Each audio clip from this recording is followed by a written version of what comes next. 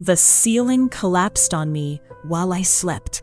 My landlord's insurance offered $18,000. I noticed the first water stain in March. It was the size of a dinner plate, right above the headboard of my bed, in my third-floor apartment on Garfield Avenue. I texted my landlord a photo that same evening. He responded with a thumbs-up emoji and the words, "We'll send someone this week." Nobody came that week, or the next. By April, the stain had doubled in size and turned the color of weak coffee. I texted again. This time, he said the building's roof was scheduled for repair in the summer, and it would be fine until then. I believed him because I was 24 and didn't know any better. By May, the plaster around the stain had started to bubble. You could see the texture of it changing. A flat ceiling developing lumps like something was pushing through from above. A hairline crack appeared, running from the stain to the light fixture. I sent a third text with 2 photos. No emoji response this time. No response at all. I thought about calling the city. I thought about withholding rent. But I was 3 months into a lease I couldn't afford to break. And the apartment was close to the elementary school where I worked as a teaching assistant. So I pushed the bed 2 feet to the left and tried not to think about it. I woke up to the sound of the world splitting open. That's what it felt like. A crack so loud it registered in my chest before my ears processed it. Wet, heavy weight on my legs and torso, and something sharp against my left collarbone. Dust everywhere, so thick I couldn't breathe without choking on it. It was dark. The power had tripped. I was screaming before I was fully awake, clawing at the chunks of wet plaster, pinning me to the mattress. My glasses were somewhere. Everything was wet and smelled like mold and old wood. It took me 10 seconds to understand what had happened. It felt like 10 minutes. My downstairs neighbor heard the crash and my screaming. She was at my door in 30 seconds, pounding, then opening it when I didn't answer. I'd given her a spare key months ago. She found me half buried in plaster chunks, bleeding from my shoulder, coughing dust. She called 911 while she pulled pieces off me. The ambulance came in 8 minutes. The EMTs put me in a neck brace as a precaution and loaded me on a stretcher. I remember the hallway lights being too bright after the darkness of my room, and my neighbor standing there in her bathrobe, crying, saying, "I knew that ceiling was bad. I told him too." The ER doctor said I had a fractured clavicle on the left side and a grade 2 concussion. Cuts and bruises across my shoulders and chest from the plaster chunks, some of which had old nails in them. One of those nails had come within an inch of my carotid artery. The doctor told me that almost casually, like it was just an observation.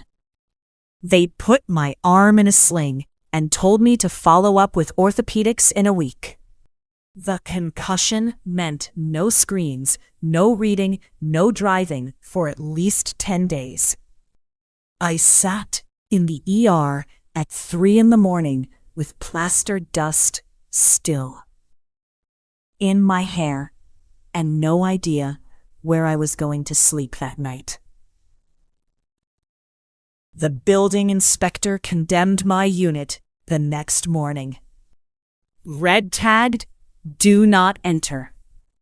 I wasn't allowed back in to get my things for 4 days.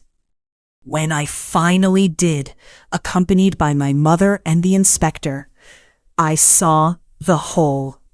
3 feet wide, running almost the entire length of my bedroom ceiling. The plaster that fell weighed over 40 pounds. My bed was destroyed. I moved into my mother's spare room with a garbage bag of clothes and my laptop. I was 24 years old with a broken collarbone and no home.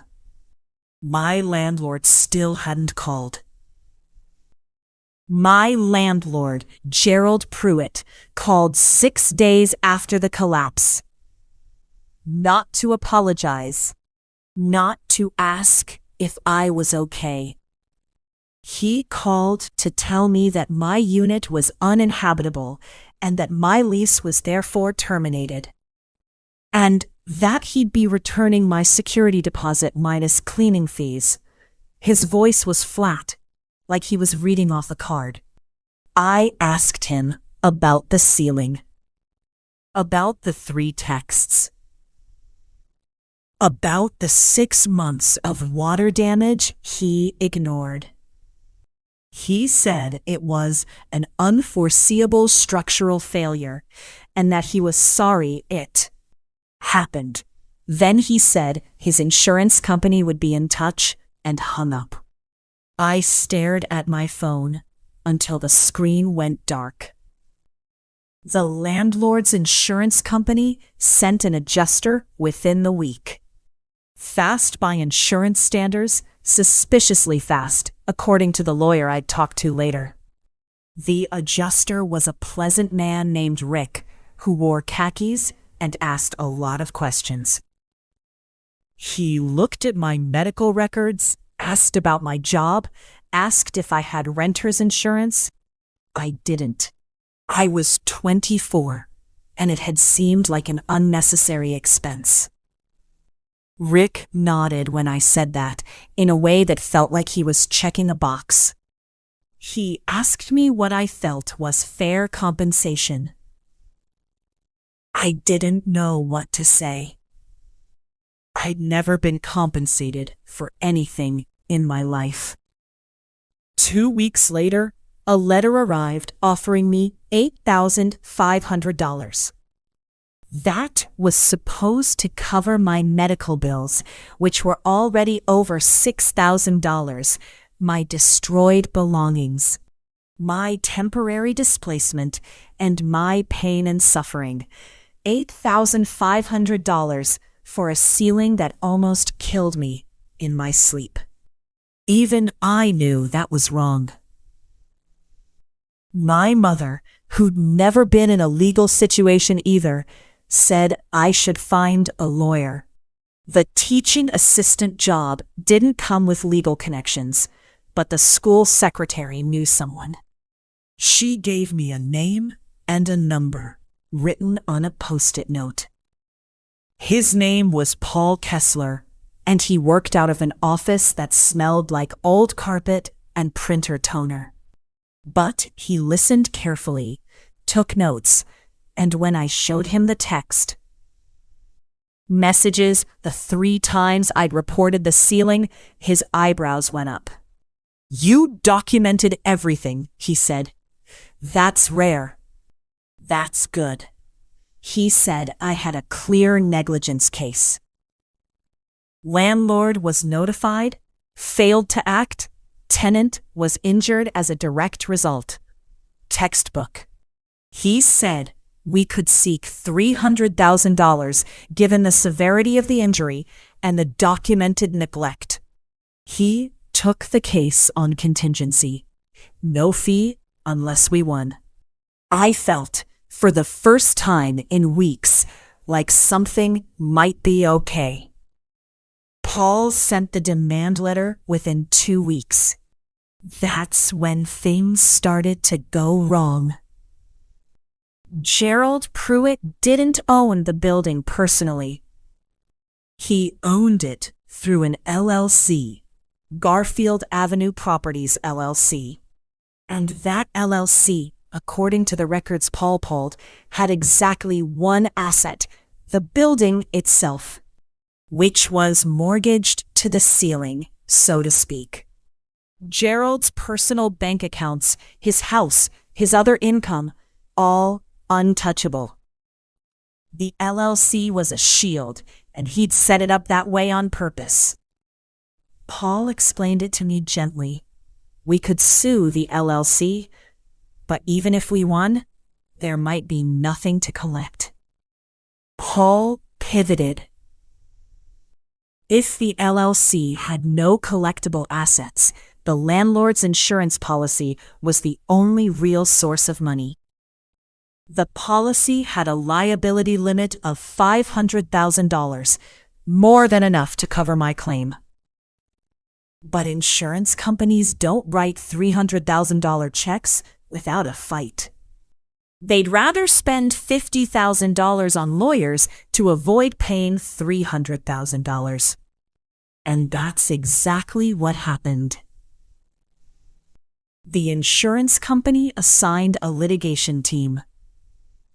Not Rick the adjuster anymore.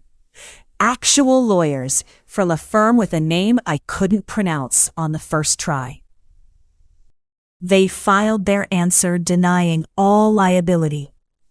The case was going to be a war of attrition. The insurance company's lawyers worked in a hurry. Every request took the maximum allowed time.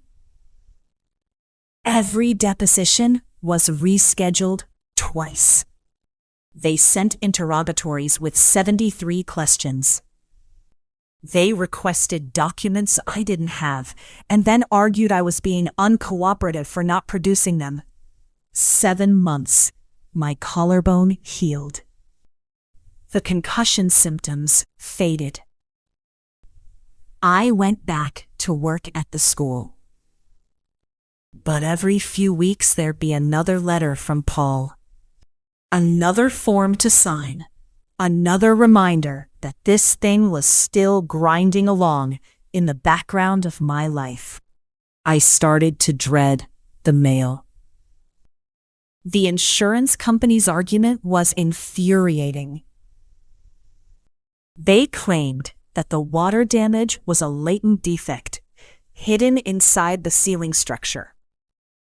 That Gerald Pruitt couldn't have known the ceiling was at risk of collapse based on surface staining alone. They argued that a water stain doesn't equal structural failure, and that no reasonable landlord would have torn open a ceiling based on a tenant's text messages. Never mind the 3 texts. Never mind the bubbling plaster. Never mind that the building inspector later found that the leak had been active for over a year, rotting the lath from above. According to their lawyers, Gerald couldn't have known. My texts apparently didn't count as knowing. 14 months after the ceiling fell on me, Paul called me into his office. He was honest. He said our case was strong on the facts, but weak on collection. Even if we won at trial, the insurance company would appeal. Appeals could take another 2 years. During that time, I'd receive nothing. His contingency fee would eat into whatever we eventually got. And there was always the risk, however small, that a jury could be swayed by the hidden defect argument. He said the insurance company had made a new offer. I asked how much. He said $22,000. I closed my eyes. I wanted to say no. I wanted to go to trial and let a jury see the photos of my bedroom. The hole in my ceiling, the X-ray of my broken collarbone. I wanted 12 strangers to look at Gerald Pruitt and his LLC and tell him he owed me what he owed me. But I was 25 now. I'd been at my mother's for over a year. I was still paying off the ER visit on a payment plan.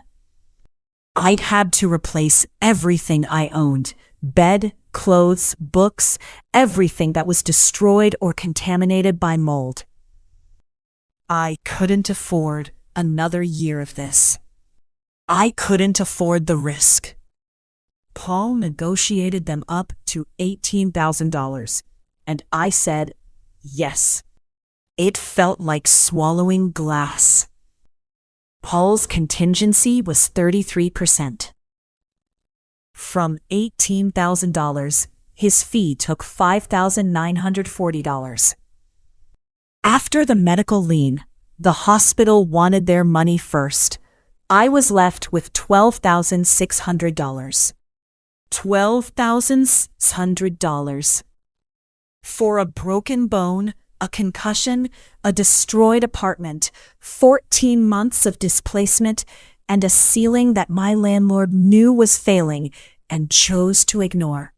I sat in my car in Paul's parking lot and did the math. It came out to less than $900 for each month I'd lived at my mother's.